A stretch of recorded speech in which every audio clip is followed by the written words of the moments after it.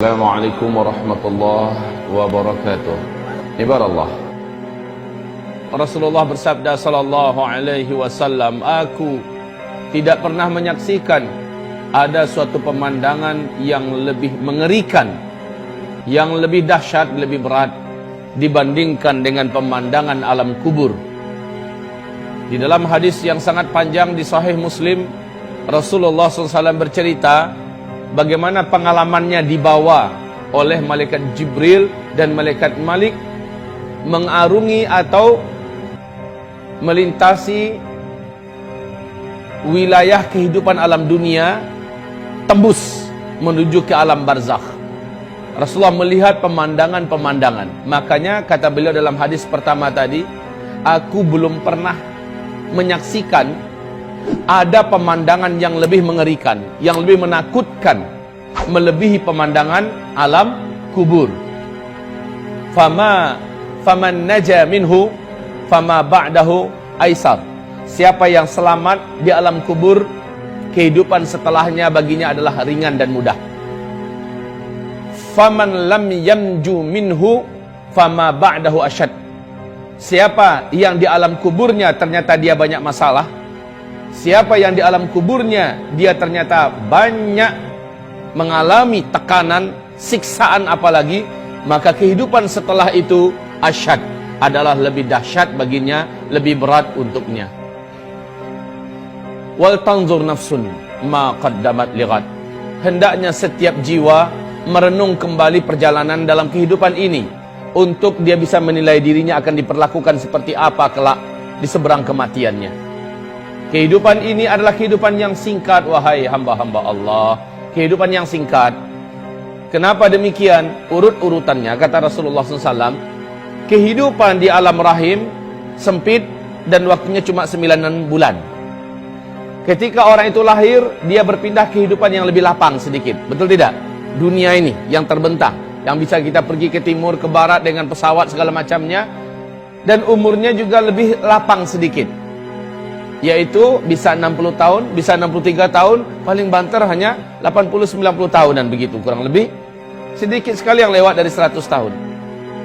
Lalu setelah itu dia mati. Kehidupan yang dia hadapi setelah kematian itu jauh lebih panjang, dan ke alamnya jauh lebih luas dan lapang. Makin kesini makin mengembang. Nanti setelah tiupan sangkakala yang kedua, ya, setelah kiamat terjadi, di tiupan sangkakala pertama, kemudian manusia, jin, seluruh binatang, langit dan bumi sirna. Kullu man 'alaiha fan wa yabqa wajhu rabbika dzul jalali wal ikram. Seluruh yang ada, yang pernah Allah ciptakan di tiupan sangkakala pertama akan menjadi sirna seluruhnya. Kemudian pas tiupan yang kedua, manusia dihidupkan kembali. Nah, itulah kehidupan yang tidak ada lagi batasnya. Kehidupan yang tidak ada lagi kematian.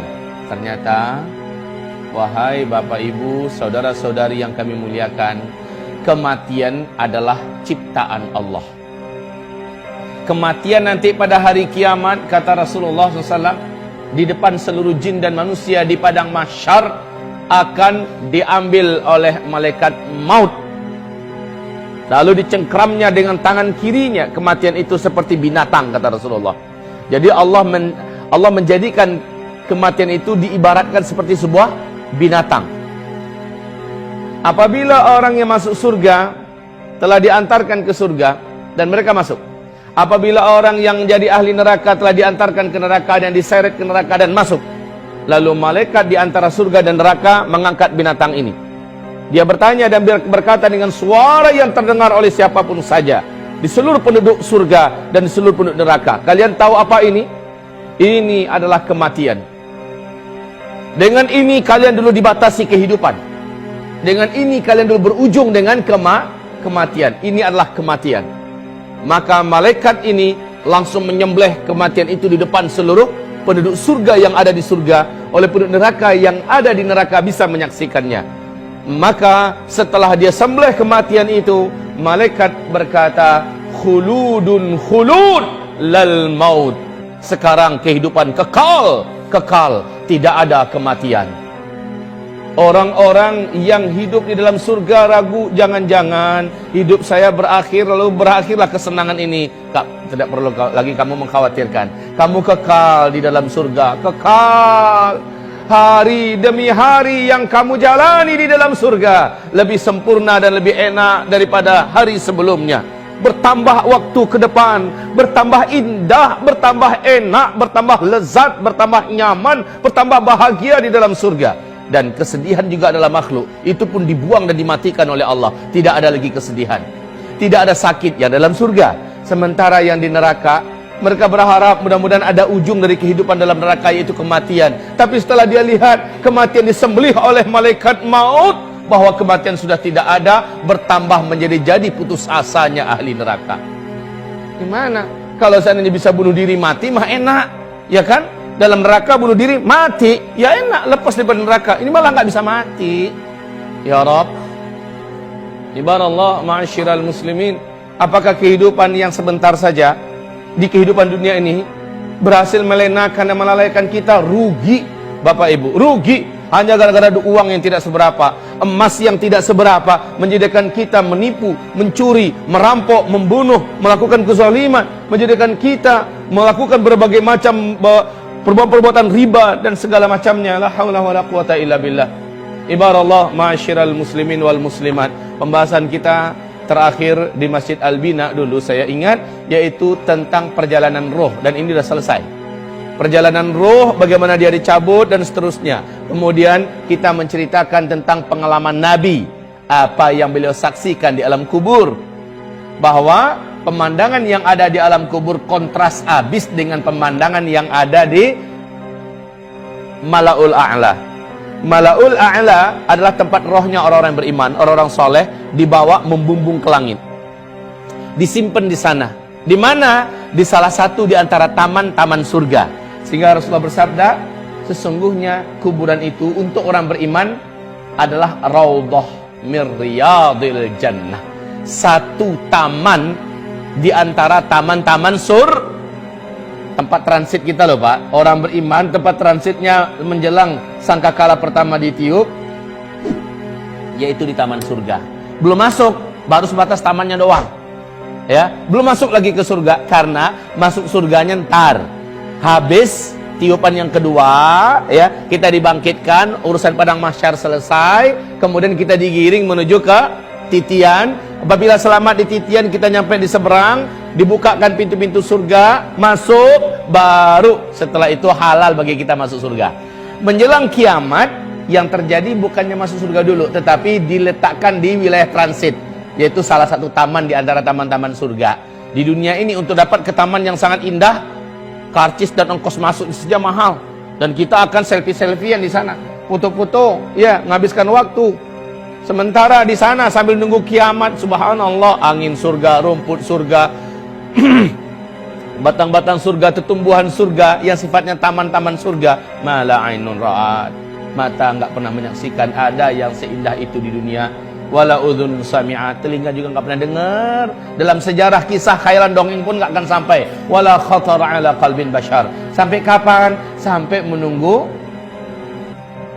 sangkakala pertama ditiup. Jadi tempat transitnya. Siapa yang paling tinggi posisinya di alam kubur atau alam barzakh, di a'la, di Mala'ul A'la itu? Jadi ada levelnya. Mala'ul A'la, ya, ini adalah tempatnya orang-orang yang ditinggikan oleh Allah. Yang tertinggi adalah Al-A'la Illiyin. A'la Illiyin. Ini yang paling tinggi dari seluruh yang tinggi-tinggi. Saya rasa, saya yakin Bapak Ibu semua sepakat dengan saya. Enggak perlulah harus di A'la Illiyin. Pokok dia di Mala'ul A'la aja udah nyaman dah. Bener nggak? Amin ya Rabb. Amin ya Rabb. Semoga nanti kita bisa ketemu di sana. Ya Allah ya Rabb, ya Rabb. Dan mereka yang di sana itu Bapak Ibu tahu, persis di kehidupan dunia ini bisa saling bual-bual. Kalau bahasa orang Malaysia berbual-bual, ngobrol-ngobrol, cerita-cerita. Bu, Ibu dulu tinggal di mana di dunia? Oh, saya di sudutnya Sunda, sebelah sana. Ya, Pak, Bapak tinggal dulu di mana? Saat itu Bapak Ibu yang kami muliakan, halal bagi kita untuk berbicara tentang masa lalu di kehidupan dunia. Tetapi yang enggak nyampe di sana ditanyain, Kamu kan si Fulana yang tetangga saya di rumah saya. Iya, betul. Kamu kan udah ninggalnya kapan? 2 minggu yang lalu. Masya Allah, kok saya nggak tahu ya? Kamu aja yang sibuk. Terus, anak-anak saya gimana? Pas kamu tinggalin. Loh, nggak ketemu sama kamu? Enggak. Anak kamu udah ninggal duluan sebelum saya, 3 bulan yang lalu. Dalam tragedi kecelakaan. Lalu dicari database-nya. Gitu loh kita nanti di Mala'ul A'la, dicari database-nya. Kok anak saya nggak ada, di mana posisinya? Maka tahulah orang tua atau kita yang sudah meninggal dan letaknya di tempat yang mulia itu, anak kita bukan di situ tempatnya, tapi di mana? Asfalas safilin.